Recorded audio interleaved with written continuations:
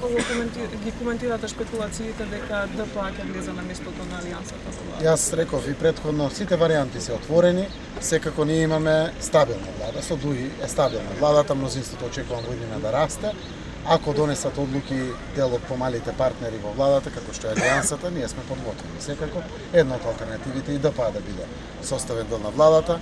Многу е важно да знаат нашите граѓани кога се случуваат вакви работи, не се случува така од небо паднати, важно е програмата да биде прифатена. Дали стојат зад проектите за кои што сме ветили пред граѓаните, заедно да ги реализираме, зборуваме подеднакво за сите граѓани, но и подеднакво за целата територија на Република Македонија заради рамномерниот регионален развој. До сега немаме седнато на маса да правиме комбинации за нова влада, промени во влада или слично.